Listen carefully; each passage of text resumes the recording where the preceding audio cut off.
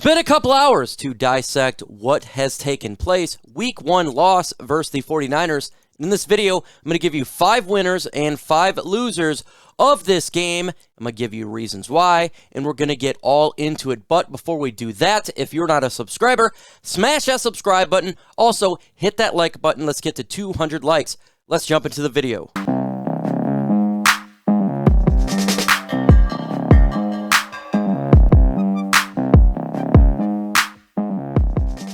First winner on my list is T.J. Hockenson. He had 10 targets with 8 receptions, 97 yards, 12.1 average, and 1 touchdown. Jared Goff was looking for T.J. Hockenson a lot in this game.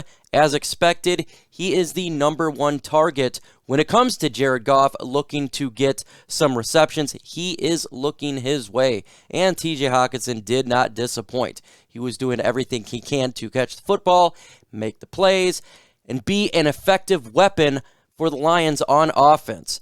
It's good to see that the third-year player is coming into his own to become one of the best tight ends in the NFL. It's nice to see. He got recognized, obviously, in the top 100, and he's getting recognized in this video from contributing for this team and hopefully continues to get better and becomes a massive weapon that teams' defenses got to focus on and keep a key eye on, because he is the guy that Jared Goff will go to. Just like we saw in training camp, just like we saw throughout practices, he was getting targeted, and just like that, he was getting targeted and did a great job in this game. Lions running back Jamaal Williams. He is a winner on my list. He had attempted 9 rushes, 54 yards, 6 average, along of 20, and 1 touchdown. Jamaal Williams was carving up the defense when he would get the football. Matter of fact, the Lions' run game on this offensive line was open up those holes. Jamaal Williams has taken advantage. He looked very solid. He should have had more targets, but when you're down 10 to a million, you have to start throwing the ball quite a bit. It got out of, obviously, what they wanted to do to run the football. That's why his attempts were not that much. The Lions were behind where they had to throw the football. But when he was given the opportunity, he did exactly what we wanted him to do when we signed him to a 2-year deal. Become an effective runner and a complement to DeAndre Swift to bring Lions a running team. I was impressed with Jamaal Williams. I like what he did. Hopefully, he can continue to do that throughout the season. Comment on the video. What grade do you give Lions quarterback Jared Goff? A, B, C, D, or F? Let me know in the comment section. Just put one of those letters. Let me know the grade you give Jared Goff. Lions rookie Penei Sewell. Penei Sewell looked very good in his debut when he placed on the left side. He only had a week of practice because Taylor Decker got injured. Now in training camp and all the practices before last week, he played on the right side trying to get that end covered. Decker gets injured. He moves to the left side. There was questions. Can he handle it? That's what he did in Oregon. He played on the left side. He went against Nick Bosa. And guess what? He did very well. He was sound. He did better than my expectations were. He was holding that side down. Yeah, he had a little few chip blocks. All that when it comes to tight ends. Overall, going against one of the best defensive ends in all of football, he was extremely solid. He's got a couple more weeks on this side until Taylor Decker comes back. The question will be, do you keep Penei Sewell on the left side when Taylor Decker comes back, or do you move him back to the right side? That will be the question. That is going to be something that we're going to have to monitor for the next couple of weeks. But outstanding job. Happy we got this guy. Great work, Penei Sewell. QUINTEZ, CEPHUS, how can he be a winner? Well, he came in the game late. Showed up in the late game. And QUINTEZ CEPHUS was getting separation. He was really quick. He was doing a lot of good work. There was a couple of bad passes by Jared Goff. It would have made his stats look better. But QUINTEZ CEPHUS really showed a lot in the final quarter of this game when he had an opportunity to play. I was really impressed. We seen his rookie year where he started out slow and he got better throughout the year. And now we're seeing this guy should be a factor. He should be in the lineup early in games because he's really starting to grow in this offense. I want to see him now play early against the Green Bay Packers. I want to see what he can do when given the opportunity to give some sort of threat for a wide receiver to Jared Goff. The wide receivers were struggling a little bit, and have CEPHUS come in there and do his job was nice to see. Yes, the stats are not showing it. When he had a chance, he looked really good. Hopefully, he gets more time to play in the upcoming weeks. I'm going to throw Nick Williams in here. Nick Williams, not a lot of talked about this guy when we talk about the defensive line. We always talk of Lee McNeil. We talk about the Akwara. We talk about other players. But Nick Williams, the defensive line struggled when it comes to stopping the run. But Nick Williams stood out as a guy who was really clogging the hole. He's doing the best. I felt like stopping the run against everybody on the defensive line. He was disrupting. It was really nice to see from the veteran here. When you're going against a really good offensive line with the San Francisco 49ers, you need to have players who you may not think about make some plays, and that was Nick Williams. We're going to be talking about the run defense for the Lions here on the losers section, but Nick Williams is a winner in my opinion. Would you like to make some money? Well, I can tell you how. All you got to do is go to chatsports.com/LionsBet. It's bet us. Go ahead and bet on the games. I bet on 3 games, and guess what? I won all 3 games. You can do overs and unders. You can do player stats. It's real easy, and you can make some good money. That's what's the fun about this game. All you got to do is put in the promo code LIONS125. You put in that promo code, and you're going to get a 125% deposit bonus. That means you put in $100. You get $125 to spend. No, you can't just pull the money out. You got to go ahead and bet it. But after you bet it, you're going to make that money. And look, it's better than a scratch-off ticket. It's better than a casino. Go ahead and go to chatsports.com/LionsBet. Make that money. Let's go ahead and get to the losers right now. And Jeffrey Okudah is a loser, in my opinion. And first off, we'll talk about the play on the field, and then we're going to really give you a reason why he's a loser here. The play on the field, he got burnt twice. It was bad. He was getting chewed out. It was rough. It was rough to see, out of lineup, out of step, just having some issues.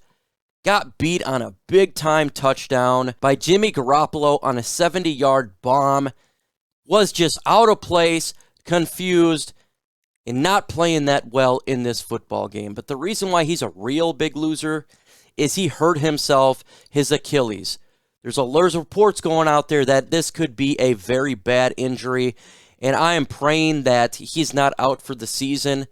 But it's not looking good. They're going to have some MRIs done on Jeffrey Okudah, and that's the last thing you want to see from a guy who we picked the 3rd overall draft pick last year. For him to be potentially out for a long period of time after week 1, it's going to hurt his development.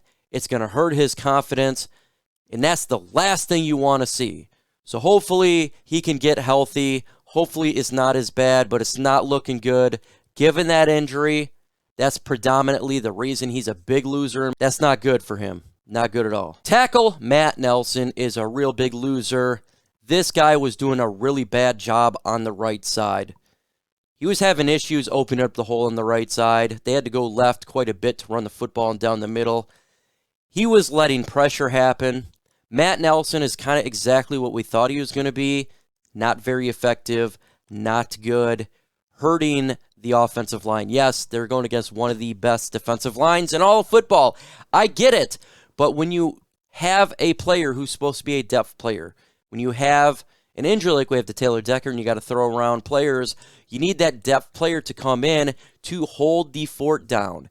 And he did not do a good enough job as a backup, in my opinion. He needs to be better.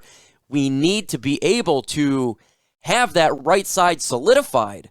If you don't have it solidified, you're going to get the quarterback killed.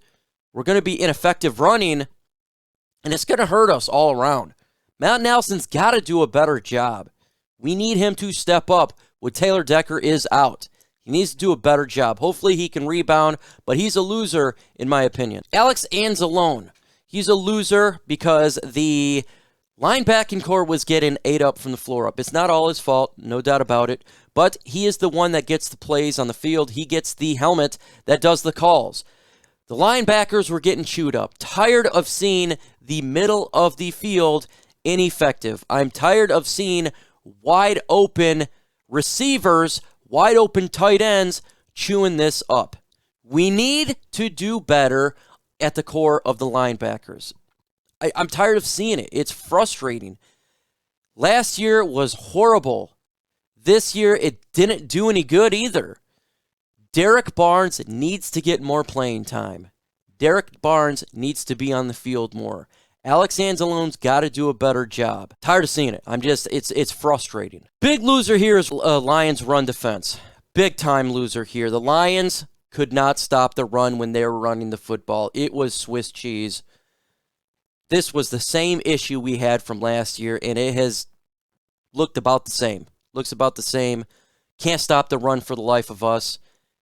I can't take it no more. We got to be able to stop the run. We have to.